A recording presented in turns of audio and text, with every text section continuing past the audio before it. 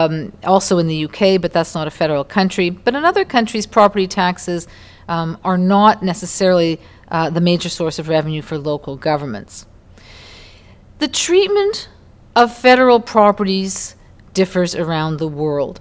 In our group of cities, only in South Africa does the national government actually pay property taxes on its properties. And I don't want to go into details, but there's been some dispute over how much they pay, and they're trying to change some of the rules around that. Some countries make payments in lieu of property taxes, for example, in Canada and Belgium. And it was interesting to me to find out, because I've done a lot of work on payments in lieu of property taxes in Canada, that we have one of the most sophisticated systems in the world where the federal government makes payments in lieu of property taxes on its properties. That's fairly straightforward on buildings in the capital city, like office buildings. It gets a lot more complicated when you're talking about port properties and prisons and some of these other institutions. It's very hard to figure out what the market value is.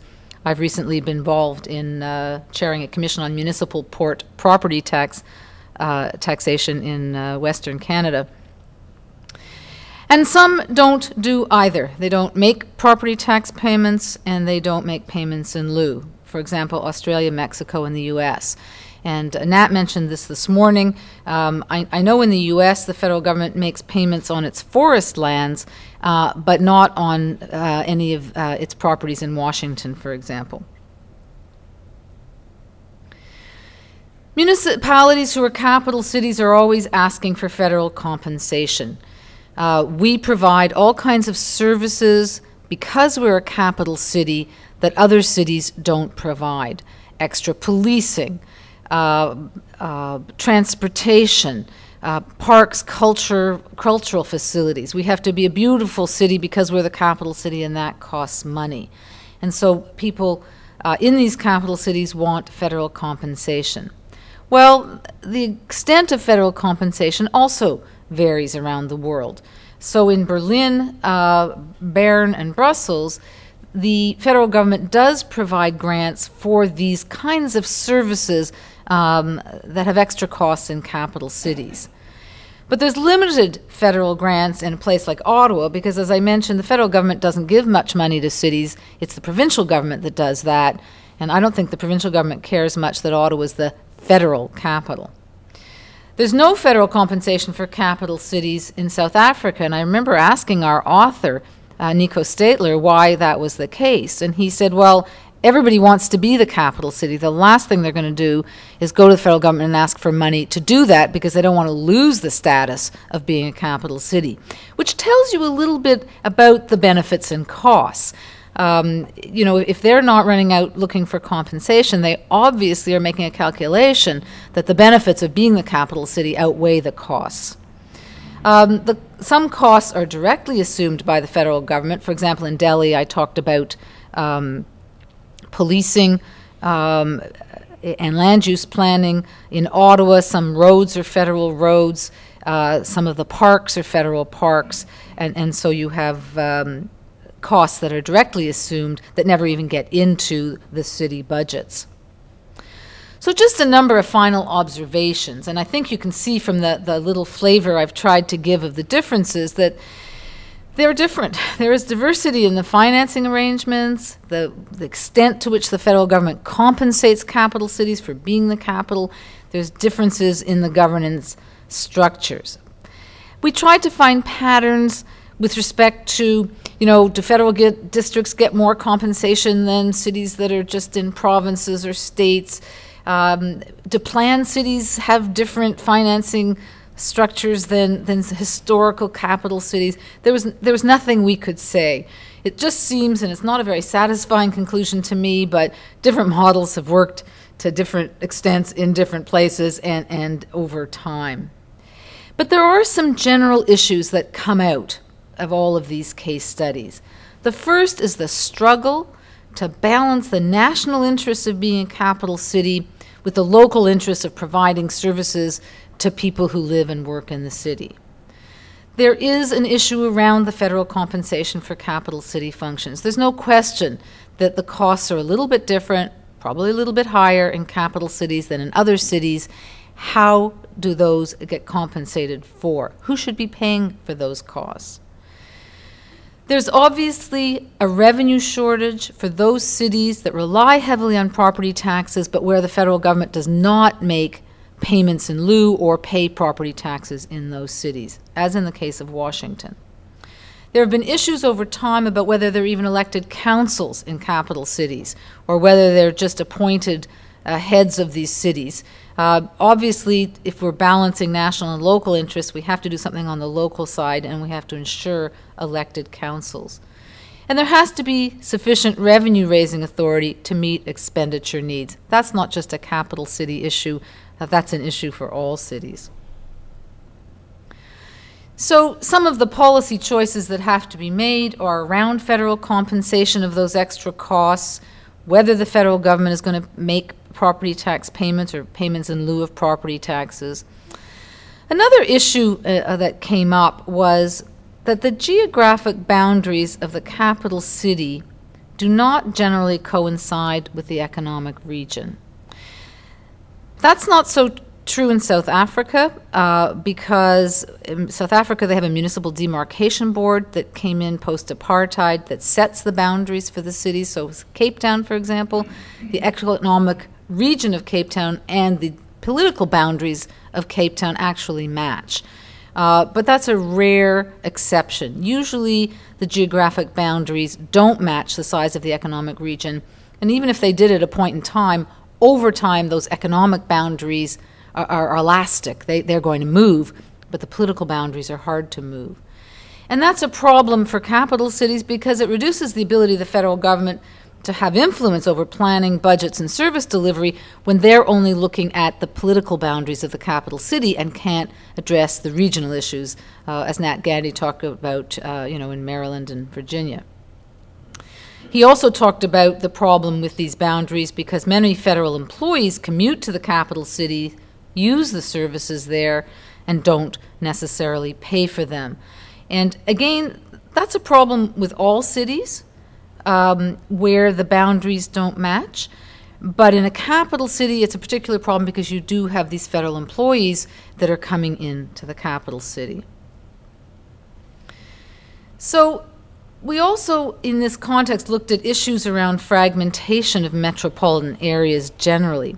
How do you undertake regional land use planning in Delhi, for example, when the region has about 30+ local governments? How do you plan for a region when you've got 30 local governments who frankly only care about their own issues and not the regional issues? If you've got this fragmented metropolitan area, how do you address that services spill over across municipal boundaries? People are using your services who come from elsewhere. How do you share the costs fairly within the region when you've got fragmented local governments? And how do you get the neighboring municipalities to cooperate? This whole issue around fragmentation, we believe, is not just about capital cities, but about large metropolitan areas. And we're seeing more and more of these problems around the world. So I want to finish by telling you that the Forum of Federations has decided to sponsor a subsequent book on the governance and finance of large metropolitan areas in 10 federal countries. So we're going to have a sequel to Finance and Governance of Capital Cities. It's going to be Finance and Governance of Metropolitan Areas in Federal Systems, where we'll talk about some of these issues of governance and finance in large metropolitan areas. So thank you very much. You stay right here, and real quick, if you would, come to the microphone. And let's just take questions for a minute or two. Harry. I'm curious. I think the issue of fiscal capacity, we've always believed in the District of Columbia is somewhat tied to our electoral disenfranchisement, that we do not have representation in our main federal governing bodies. And I'm wondering if this is a unique situation as a capital city in the United States, or if this is a fate that is suffered by other capital cities around the world. Answer quickly. Well, yes and no. Yes, DC is unique in that you don't have the same level of representation that several other capitals have. But one of the problems, I think, in most capitals, in federal countries in particular, is the issue that Enid talked about of the economic boundary not overlapping with the political boundaries. And this is a problem you see in Brussels. You see in Berlin. In Brussels, it's particularly acute because Belgium's a small country. It's home to the European institutions, to the Belgian government, and a pretty expensive city to live in. So, the city of Brussels has a population of about I think it's 160,000 people. But the services they provide are to a commuter population of almost 1 million. So to that extent, it's not the fiscal capacity issue is not unique to DC. I think it's more an issue of fragmentation.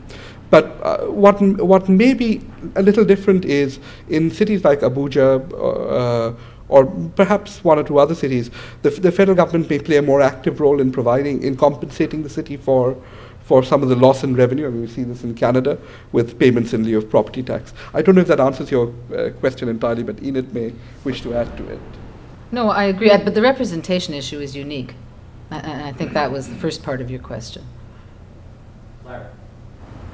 I'm Larry Burrell with law firm of Wiley Ryan. You put the District of Columbia in the category of federal cities that get direct grants from the federal government. I believe that was the category that was in some that got direct funding from the federal government. And I'm wrong about that.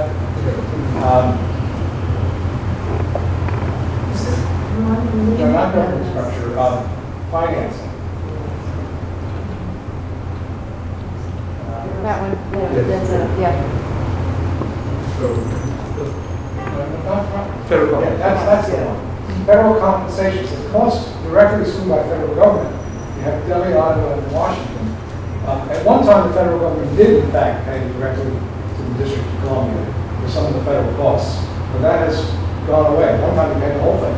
It's gone away over the years, and now there is no direct federal payment. It is true the federal government is picking up in exchange for that some of the functions that used to be handled locally. But I was curious about why you put it in that category. For the last statement you just made, which they picked up some of the federal costs associated with being a capital city. No, they haven't picked up the costs, they picked up some of the functions. They don't pay any money for this. Okay. I guess that's what we meant. And perhaps we shouldn't have said costs. What we meant was they pick up some of the functions. So in Ottawa, for example, there are federal parks or park land. And so we're assuming that since they picked up the functions, there's a cost attached to that. And that's why we put Washington in that group as well. What are the actual services there for DC? Jerry, you say that a lot to me. Jerry Winterman with the Downtown Business Improvement District.